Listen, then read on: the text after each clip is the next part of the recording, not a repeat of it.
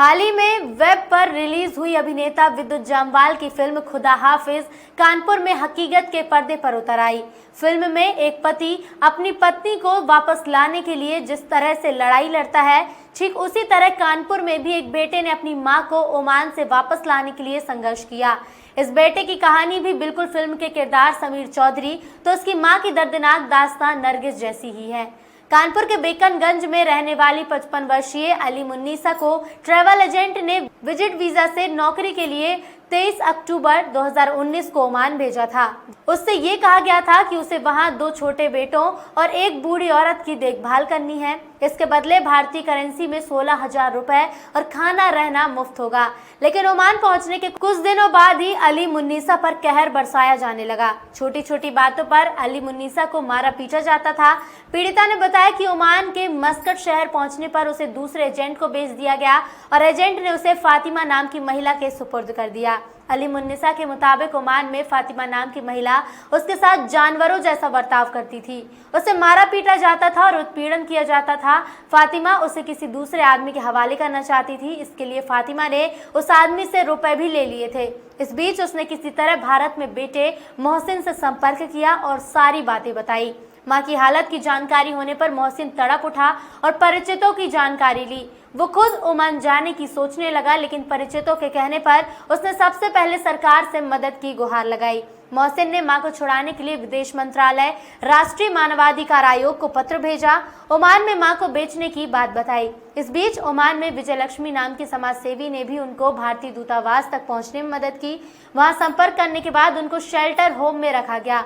Passport और अन्य दस्तावेज मिलने के बाद उनको मस्कट से 25 अगस्त को लखनऊ भेज दिया गया। वहां से वो कानपुर आ गई। ओमान से लौटी महिला ने अपने साथ हुए जुल्म की दास्तां बयां की है। क्या नाम है आपका? अली मुन्नीसा। निशा जी, कब ओमान गई थी? कितने महीने वहाँ पर रही? आपको किस काम के लिए आपको भेजा गया था वहाँ पर? हमको तो उन्होंने भेजा था काम के लिए कि जो हैगा वहाँ पे काम करोगी, अच्छे लोग हैं, एक औरत हैगी और एक बेटा हैगा। और जब वहाँ पे पहुँचे हैंगे तो वो आशा और मरियम आई हमको लेने। ओमान में जब पहुँचे आई तो वो मेरा जो हैगा फ़ोटो खींच के इसने एयरपोर्ट से भेज दिया था।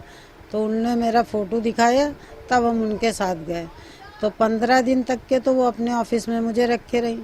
उसके बाद दूसरी ऑफिस वाली आई, वो हमको ले गई वहाँ से 3 लाख में उनसे ख़रीद के।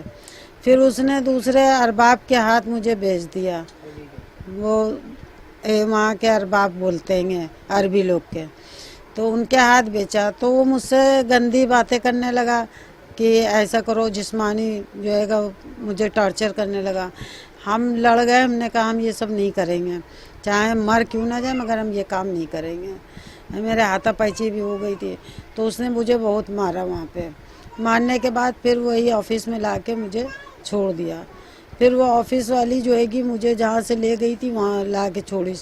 उसने जो हैगा उससे बताया, बताने के बाद उसने मुझे बहुत मारा, पैर घूसे चलाती थी मेरे ऊपर। वहाँ से जो हैगा मार पीट के 3-4 दिन लगातार उसने हमको मारा। माने तुम क्यों नहीं गए, ऐसा क्यों नहीं किया? हमने कहा हम नहीं करेंगे, हमको भेजा क्या कही के एजेंट ने, और हम यहाँ ये क्यों करें? कहीं तुम्हारा एजेंट जो हैगा 2.5 लाख रुपया लीस हैगा, तुमको बेची सहेगा। हमने कहा ये सब हमें तो नहीं मालूम। कितने रुपए महीने में भेजा गया था आपको वहाँ पर? मुझे 100 रियाल पे भेजा गया था। कितने महीने वहाँ पे रही आप? हम वहाँ 10 महीने रहे हैं। इस दौरान आपने बताया कि वहाँ पर बेचा गया, कितनी बार आपको बेचा गया और क्यों? हमको बेचा गया था वहाँ पे पहले वही अरबाब के हाथ, गंदे संबंध बनाने के लिए। तो वहाँ से जब हम चले आएंगे उसने मारा पीटा, आके फिर यहाँ पे शिकायत किया, उन लोगों ने भी मारा। फिर उन्होंने एक मैडम के हाथ जो है मेरा फ़ोटो खींच के भेजा। तो वो मैडम जो है फातिमा मैडम ने मुझे वहाँ बुलवा लिया। फिर 9 महीने जो है उनके क्या मैंने काम किया हैं। वहाँ कहीं कि एक बच्चा हैगा और वो मैडम हैंगी और कोई नहीं ना। जब वहाँ पहुँचे तो वहाँ 12 लोग थे और घर इतना बड़ा था कि जैसे हमारे घर से थाना, इतना बड़ा कोठी थी बहुत बड़ी। एक एक जो हैगा चीज़ सफा करना पड़ता था। दीवार जो है साबुन लगा के धुलाई करो, फिर ज़मीन में साबुन लगा के धुलाई करो, फिर उसके बाद डिटॉल से पोछो। दुनिया का वो था। 3 बजे रात में, वही सुबह के 3 बजे मुझे लात मार के उठाती थी। हाँ, जैसे किसी टाइम न उठे, मेरे दर्द होने लगे तो कहे हमें कोई नाटक नहीं चाहिए, मुझे काम चाहिए। फिर हमने जो है उठ के काम करते थे, जो करने जुटते थे सुबह 3 बजे से, तो रात में 12 बज जाए, कभी 1 बज जाए, जब सोने को मिलता था। और जहाँ सोए फिर 3 जरा देर में बज जाता था वहाँ पे, फिर लात मार के उठा देती थी। ये यातनाएं क्यों दे रहे थे आपको? वो जो है इसलिए कि हम इंडियन थे, अरबी जान नहीं पा रहे थे। कह रही थी अरबी बोलो, अरबी बोलो। हमने कहा मुझे अरबी नहीं आ रही, तो हम कैसे बोले। तो मुझसे काम बहुत लेती थी और मारती पीटती थी, ऑफिस लाती थी मार कर। कहती थी इंडियन कचड़ा, इंडियन कचड़ा। आपने वहाँ से भागने की कोशिश नहीं करी या किसी से संपर्क करने की? नहीं, मैंने भागने की कोशिश नहीं। कह रही थी कि हम तुम्हें यहीं जो है कटवा के डलवा देंगे मार के, और कह देंगे कोरोना में मर गई, तेरे घर वालों को लाश भी नहीं मिलेगा। फिर वो आशा कहने लगी, हमने कहा मेरा फ़ोन भी छीन लिया, सब छीन लिया। हमने आशा से बात किया, कह रही तेरे बच्चे सब मर गए और बच्चों को याद ना कर, यहीं मर यहीं सड़, ऐसे बोला मुझे। तो हम रोने लगे। ईद वाले दिन तक के फटा पुराना कपड़ा पहने घूम रहे, सारा काम करा। करने के बाद हम कह रहे मेरे बच्चों से बात करा दो। मेरे बच्चों से बात भी नहीं कराया उन लोगों ने, इतना मारा मुझे। और कितनी महिलाएं ऐसे वहाँ पर होंगी?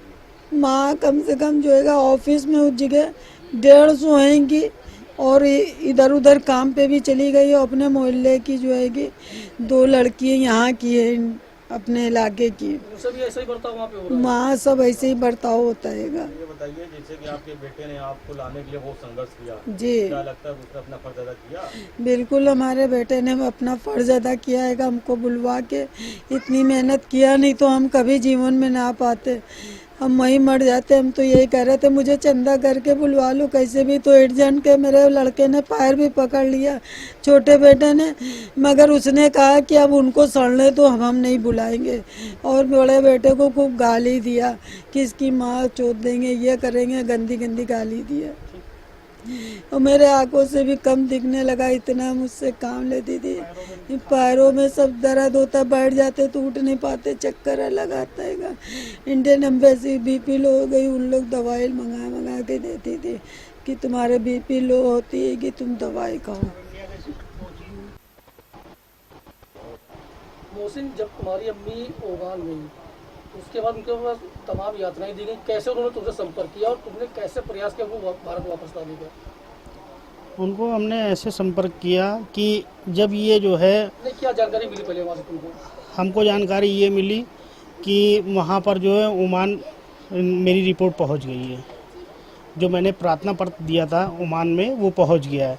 तो मैंने यहाँ कंटिन्यू जो है दिल्ली में विदेश मंत्रालय से संपर्क में करता रहता था। बीच बीच में हर दूसरे तीसरे दिन चौथे दिन स्टेटस जानता रहता था मैं कि मेरी माँ की वहाँ क्या प्रोग्रेस है, क्या उनको जो है मतलब ढूंढा कि नहीं ढूंढा, अभी ये चीज़ मैं पूछता रहता था। तो वो कहते थे कि अभी कोई भाई रिप्लाई नहीं आया सर, और वहाँ से जो है जैसे ही रिप्लाई आता है और मैं आपको जो है बताता हूँ, और मैं यहाँ से रिमाइंडर कर देता हूँ, क्योंकि वो जब भी मैं बात। कैसे तुमने संपर्क किया था? मेरी माँ ने जो है ऐसे संपर्क किया, जब ये जो है मैडम ने भगाया इनको अपने घर से निकाल के, तो ये जो है किसी की गाड़ी में एम्बेसी पहुँची। जो इनको 5 रियाल दीज था, वही मैडम ने, ऑफिस वाली मैडम ने 5 रियाल दिए गाड़ी वालों की, इनको जाके बांग्लादेश की एम्बेसी छोड़ी आओ। तो ये जो है उससे गाड़ी वाले से कहीं कि भाई आप हिंदी जानते हैं, तो कहीं हाँ हिंदी जानते हैं, तो कहीं भाई आप जो है मुझे इंडियन एम्बेसी छोड़ो। तो उनने कहा कि इंडियन एम्बेसी का मुझे पैसा नहीं मिला है, मुझे बांग्लादेश एम्बेसी का पैसा मिला है, तो मैं बांग्लादेश एम्बेसी छोड़ूंगा। तो इनने जो है मेरी माँ ने बहुत उससे मिन्नतें की। तो वो कहने लगा कि ठीक है, आप 2 रियाल और दीजिए हमें, तब मैं इंडियन एम्बेसी आपको छोड़ूंगा। तो इनने जो है कहा ठीक है, हम देखते हैं आगे, आप चलिए और मैं इंतज़ाम करते हैं। तो जब वहाँ पहुँची इंडियन एम्बेसी, तो वहाँ पुलिस खड़ी थी, जो इंडियन एम्बेसी में बाहर खड़ी थी। जैसे ही ये वहाँ पहुँची तो वहाँ ये बवाल करने लगे, वही क्या नाम है ड्राइवर। तो उससे जो है कहने लगी भाई पैसा नहीं है मेरे पास, आप मेरे बैग की तलाशी ले सकते हैं। तो वो जो है माना नहीं, लड़ाई करने लगा। तो इंडियन एम्बेसी की पुलिस जैसे ही आई, वो ड्राइवर भाग गया। तब फिर ये वहाँ पर जो है इंडियन एम्बेसी की पुलिस इनको छोड़ दी वहाँ पर, इनसे कोई बात नहीं करी, इनको वहाँ किनारे कर दी। फिर ये कहने लगी कि सर मुझे इंडियन एम्बेसी के अंदर जाना है, मुझे बात करनी है अधिकारियों से कि हमें इंडिया भेजा जाए। तो कहना अभी रुके रहो, अभी कोई नहीं जाएगा अंदर। और ये काफ़ी देर वहाँ बैठी रही, सुबह मतलब बैठी तो रात में 8 बजे तक वहाँ पर बैठी रही। फिर मैंने यहाँ से मतलब नेट से अपने छोटे वाले साले से कहा था, नेट से वो निकाली नंबर इंडियन एम्बेसी का जो ओमान में है, उनसे मैंने बात करी। तो वहाँ उद्या मैडम नाम की एक महिला वहाँ पर थी, तो उनसे मैंने बात करी। तो वो हमसे कहने लगी कि तुम्हारी माँ यहाँ पर जो है इंडियन एम्बेसी के बाहर बैठी, तुमने कैसे भेजा है, क्या करा।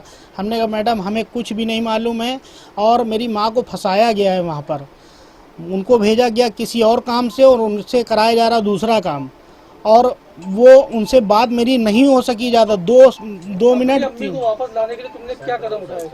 अपनी अम्मी को वापस लाने के लिए मैंने विदेश मंत्रालय को मैंने सबसे पहले जो है आधार बनाया कि विदेश मंत्रालय मेरा जो है काम करे और इंडिया मेरी माँ को वापस ले आए। तो इंडियन एम्बेसी में मैंने काफ़ी कंप्लेंट डाली और काफ़ी मैंने पूछा था, तो फिर इंडियन एम्बेसी वाले हमारी माँ को रख ली। वहाँ पर एक बांग्लादेश का आदमी था जो मेरी माँ को इंडियन एम्बेसी के बाहर बैठी थी, तो वो मेरी वीडियो कॉलिंग बात कराई मेरी माँ से। जब मैंने उनसे कहा उस बांग्लादेश आदमी से कि भाई आप जो है मेरी माँ को इंडियन एम्बेसी के अंदर कर दिए, मेरा प्रार्थना पत्र वहाँ इंडियन एम्बेसी में पड़ा है, आप कंप्यूटर पर सर्च करके देख सकती हैं। तो वो कहने लगी कि ठीक है।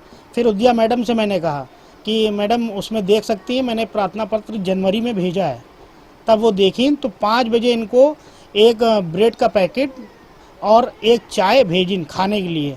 फिर थोड़ी देर बाद खाना भेजिन, जो खाना खा के इनके थोड़े जान में जान आई। फिर जो है 8 बजे जो अधिकारी छुट्टी पे जा रहे थे, फिर वो अधिकारी को बोला गया, उद्या मैडम ने बोला कि इनको उठा के और एम्बेसी के जो सेटर होम होते हैं वहाँ पर भेज दिया जाए। तो ये गुरुद्वारे में ये सेटर होम स्थित है। तो वहाँ पर गई मेरी माँ। जब वहाँ गई तो वहाँ से मेरी बात होती रही कंटिन्यू, क्योंकि उनके पास मोबाइल आ गया। फिर मेरी बात होती रही। तो हमने कहा अपनी माँ से कि जो है वहाँ पर तुम्हें सब कुछ ठीक है। हाँ, यहाँ वापस जाने में कितनी जद्दोजहद करनी पड़ी? जद्दोजहद सर मैंने बहुत करी है। समझ लीजिए कि मैंने अपने कारोबार जो काम था मेरा, मैं खुद प्रेस में काम करता था, बुक बाइंडिंग काम करता था, मैं सारा छोड़ दिया। 10 महीने मैंने जो है अपनी बीवी बच्चों को से बात नहीं करी सही से। और समझ लीजिए मैं बयान नहीं कर सकता हूँ सर मैंने क्या क्या किया। जब अम्मी वापस आई है तो उन्होंने क्या दर्द बताया आपको? अब वो जो दर्द बताए ने वो हम समझ लीजिए कि जनता से बता नहीं सकते कि इतनी दर्दनाक उनकी जो है कहानी थी। अच्छा, कुछ ऐसा ही बताया कि वहाँ पे और भी कुछ महिलाएं फंसी हुई इस तरीके की? जी, वहाँ पर जब हमसे बताया कि महिलाएं फंसी वहाँ पर, तो हमने जो वहाँ पर क्या नाम है विजय लक्ष्मी मैडम थी, जिसका नंबर मेरी माँ ने खुद वहाँ से दिया, कहीं कि तुम बात करो उनसे वहाँ पर, क्योंकि हम लोग एम्बेसी से बात नहीं कर सकते हैं। तो वो जो है फिर मैंने विजय लक्ष्मी मैडम से फ़ोन पे बात मतलब उनको वॉइस मैसेज भेजा, क्योंकि फ़ोन पे बात वो नहीं करती थी। तो वॉइस मैसेज भेजा मैंने कहा मैडम मुझे बात करनी है और मेरी माँ जो है एम्बेसी में फंसी हैं। तो कहीं ठीक है, मैं मीटिंग में हूँ अभी और मैं आपको शाम को बात कर सकती हूँ, आप मुझे मैसेज भेजिएगा। तुम्हारी माँ कितने महीने ओमान में रही? मेरी माँ जो है मतलब मान के चलिए 10 महीने वहाँ रही हैं और 1 महीना एम्बेसी में। अच्छा, एक चीज़ ये बताओ